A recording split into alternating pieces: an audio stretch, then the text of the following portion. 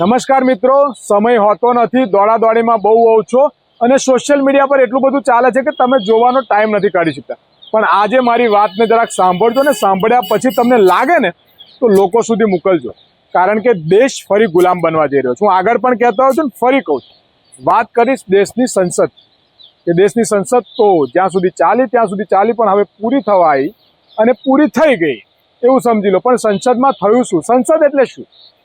દેશમાં તમામ કિસાનોની વાત હોય, આરોગ્યની વાત હોય, શિક્ષણની વાત હોય, દેશના વિકાસની વાત હોય, યા પછી દેશની પ્રતિષ્ઠાની વાત હોય, એ તમામ મુદ્દાઓને લઈને શરતથી લગાવીને શહેર સુધી ભારતને ક્યાં લઈ જવું એ નક્કી કરવાનો એક દરવાજો એટલે સંસદ.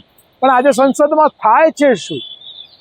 અને ઘણીવાર વિપક્ષ વિરોધ કરે પણ સત્તા પક્ષ પણ વિરોધમાં જ રહી જાય, એ કેટલી મોટી હસવાની વાત છે. અને સૌથી મોટી ચિંતા મને એ થાય છે કે સંસદમાં ધક્કા મુક્કીની વાદે એક સાંસદ દવાખાનામાં પટ્ટી મારે, બપોરે પટ્ટો મારે અને સાંજે તો આખું ગોદડું વીંટી દે, એટલા બધા પટ્ટા મારે અને આપણે એ પણ જોતા રહીએ છીએ કે શું છે. અને મને તો એવું શક લાગે છે કે ક્યાંક આ રાજનીતિમાં એ સંસદનું ખૂન ના કરી દે આ લોકો, અને એ પણ પડવાના કારણે ગંભીર ઈજા થઈ અને મૃત્યુ પામ્યા, અને એનો કેસ પણ ખૂનનો કેસ રાહુલ ગાંધી પર આ સરકાર ના ચલાવી દે, એ પણ વિચારવા મારા મનમાં સવાલ આવી રહ્યો છે.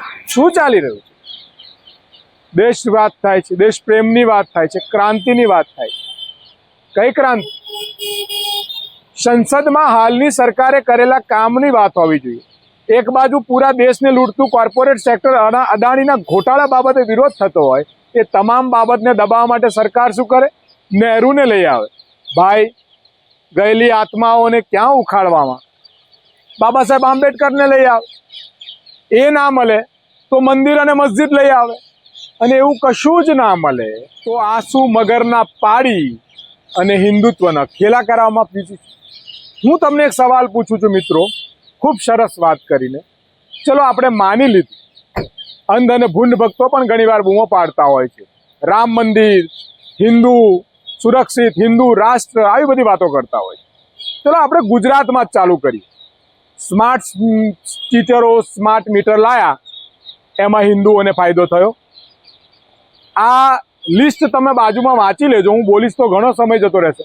આટલા બધા ડુપ્લિકેટ, આટલા બધા ખોટા, આટલા બધા નકલી કલેક્ટર, નકલી જજ, નકલી, તમે જો આ લિસ્ટ જો, આ બધા લાયા તો આ હિન્દુત્વનું શું? આ જ સરકારમાં પુલવામામાં વગર સુરક્ષાએ, વગર બોર્ડરો હટી દેવામાં 40 જવાનો મારી નાખવામાં આવ્યો, એની તપાસ ના થાય, હિન્દુત્વનું શું?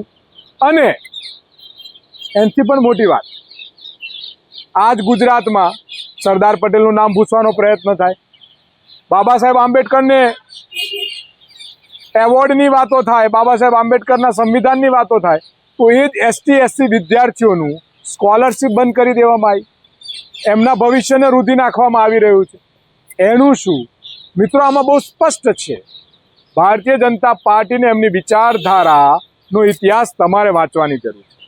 આમના મોઢામાં રામ હોય છે, પણ રામ મંદિરના રામાનંદ ટ્રસ્ટને હટાવી અને કરોડોનો ભ્રષ્ટાચાર કરનારા આ રામ ભક્તો છે. આમના મોઢામાં હિન્દુત્વ હોય છે, પરંતુ જાતિના નામે ગરીબ અને કચડાયેલા વર્ગને કચડી નાખીને કોર્પોરેટ સેક્ટરના મહેલો ભરવા એ એમની નીતિ છે. આ ભાજપાની વિચારધારા. અને એવું કહે છે કે અમે હિન્દુઓ માટેનું કામ કરીએ છીએ. એક રાજ્યમાં 500 બોટલ આપવાની વાત હોય અને બીજા રાજ્યોમાં 1300 લેવામાં હિન્દુની વાત હોય. આવા મુદ્દાઓ પર મિત્રો આજે તમારી વચ્ચે એ લઈને આવ્યો છું કે આ લોકો તમને ગુમરાહ કરી રહ્યા છે. એમને શું કામ બેસાડ્યા? ચલો માની લીધું કોંગ્રેસ ખરાબ હતી, કોંગ્રેસ ભ્રષ્ટાચારી હતી અને કોંગ્રેસ કશું જ નથી કર્યું, એટલા માટે તો અમને બેસાડ્યા ને 2014. તો હવે જ્યારે એમને આપણાને એવું કહ્યું હતું કે અમે ભ્રષ્ટાચાર નહીં કરીએ, જોઈ લો આ લિસ્ટ. ભારતીય જનતા પાર્ટીની ઓફિસોમાં કામ કરાવવા જતા કેટલા અધિકારીઓ કેટલો ભ્રષ્ટાચાર માંગે છે, કેટલો ભ્રષ્ટાચાર થાય છે, કઈ મંજૂરીમાં કયા ભ્રષ્ટાચારો થાય, વાંચો. તો મિત્રો, આમથી હિન્દુ રાષ્ટ્ર બનશે? આ ભ્રષ્ટાચારો, ડુપ્લિકેટ. ગુજરાતના અદાણી પોર્ટ પર કરોડો રૂપિયાનું ડ્રગ્સ 4-5 વાર પર પકડાય.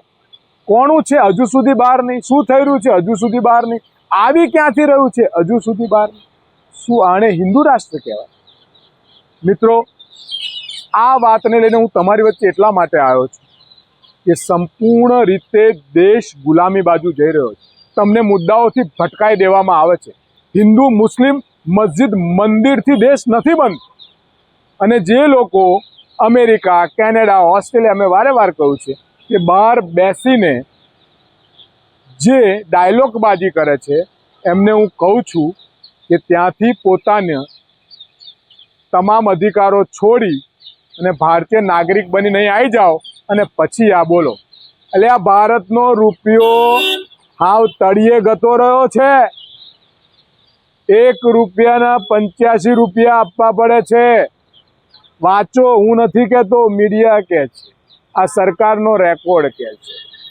એટલે ધીરે ધીરે તમામ સેક્ટરોમાં આપણે ક્યાંક ને ક્યાંક પતી ગયા છે.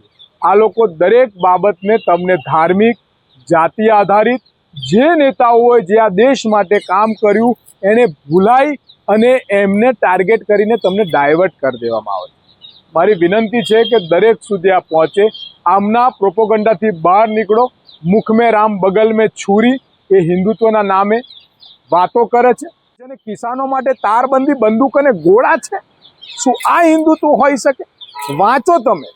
આજ ગુજરાતમાં નાની નાની કેટલા હજાર બાળકીઓનું સાથે દુષ્કર્મો થયા છે.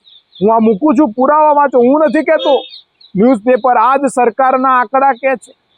ક્રાઇમ રેટ જુઓ તમે. મિત્રો, આજે એમના મા બાપને બાળક જ્યારે ઘરની બહાર નીકળતું હોય તો એના મનમાં એક ડરનો અહેસાસ છે. શું આ હિન્દુ રાષ્ટ્ર તમે બનાવવા માંગો છો? અને દરેક જણને હું પૂછવા માંગુ છું કે આ દંગાઈઓ, આ ધર્મના, જાતિના નામે દંગા કરનારા લોકોમાં આ ભારતીય જનતા પાર્ટીના નેતાઓના બાળકો કેમ નથી હોતા ભાઈ? એ કેમ ઓસ્ટ્રેલિયા, અમેરિકા, કેનેડા પડ્યા છે અને તમારા બાળકો ઝંડો લઈને નીકળી પડે છે? આ વિચારવા જેવી બાબત. અને આ વિડીયો બનાવીને તમારા સુધી કહેવાનો મારો એટલો જ મતલબ છે મિત્રો કે આપણે જાગૃત બનવું પડશે. ભાવુક નહીં બનવાનું, જાગૃત બનવાની જરૂર છે કે દેશની પરિસ્થિતિ ધીરે ધીરે બગડી રહી છે. આપણે ફરી ગુલામી તરફ જઈ રહ્યા છે. ચારે બાજુથી કોર્પોરેટ સેક્ટર આપણાને લૂંટી રહ્યું છે. 100%. તમે બેટ દ્વારકામાં દબાણો તૂટ્યા, 2 મસ્જિદ પણ એની સાથે 55 મંદિરો પણ નાના મોટા તૂટ્યા. તો એ જગ્યા કોણે આપી? જરા એકવાર તપાસ તો કરજો. સોમનાથની આજુબાજુના દબાણો તૂટીને મોટી દિવાલો બનાવી દીધી, પણ એ તોડ્યા પછી એ જગ્યાઓ કોણે આપી? તપાસ તો કરજો. અહીંયા કેટલાય શહેરોમાં ઝૂંપડપટ્ટીઓ તૂટી, પણ એ ઝૂંપડપટ્ટીઓ સાફ કરીને જગ્યાઓ કોણે ભાડે આપવામાં આવી? તપાસ તો કરજો. મિત્રો, તપાસ કરજો.